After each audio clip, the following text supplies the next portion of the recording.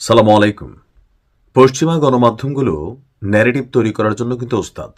তো আজকের এই ভিডিওটা আমি সবাইকে সর্বোচ্চ শেয়ারের আহ্বান জানাবো, যেন যারা ইরানে বসবাসকারী বাংলাদেশের নাগরিক আছেন তাদের জন্য এই ভিডিওটা একটু আপনারা কষ্ট করে শেয়ার করে পৌঁছে দিবেন।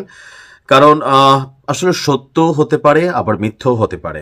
তবে এরকম ঘটনা যে এই প্রথম তা না, এর আগেও কিন্তু পশ্চিমা গণমাধ্যমগুলো এই ধরনের প্রচার প্রোপাগান্ডা আসলে চালিয়েছে। তারপরেও ইরানে বাংলাদেশের অনেক মানুষ বসবাস করে। আমি চাই আপনারা সবাই ভিডিওটা শেয়ার করবেন।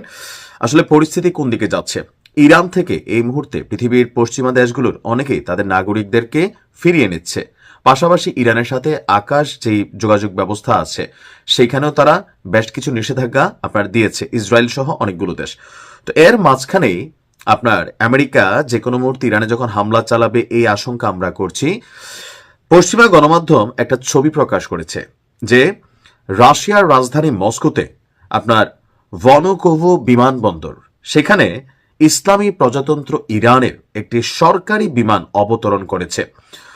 গভীর রাতে আপনার এই বিমান অবতরণকে কেন্দ্র করে আন্তর্জাতিক মহলে নানান আলোচনাও চলছে। প্রতিবেদনটি বলছে, বিভিন্ন আন্তর্জাতিক বিমান চলাচলকারী পর্যবেক্ষণকারী সংস্থার তথ্য মতে ফ্লাইটটি যখন মস্কোয় অবতরণ করে তখন সেটি বিশ্বের অন্যতম সর্বাধিক ট্র্যাক করা বিমানে পরিণত হয়। অর্থাৎ এই বিমানটির দিকে সবারই নজর।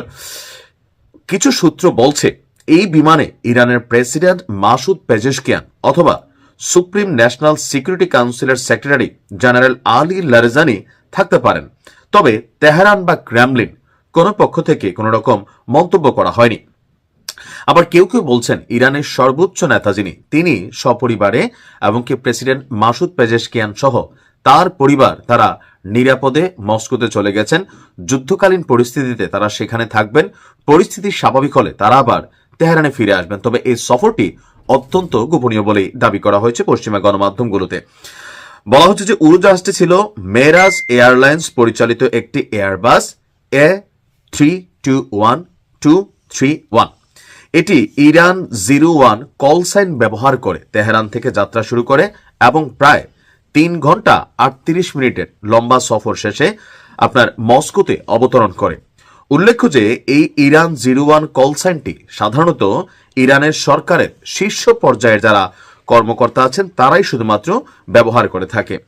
এই সফরের মূল নেপথ্যের কারণ হিসেবে দেখানো হচ্ছে যে পারস্য উপসাগর এবং পশ্চিম এশিয়ায় মার্কিন যুক্তরাষ্ট্রের যে সর্বশেষ নৌবাহিনীর অবস্থান।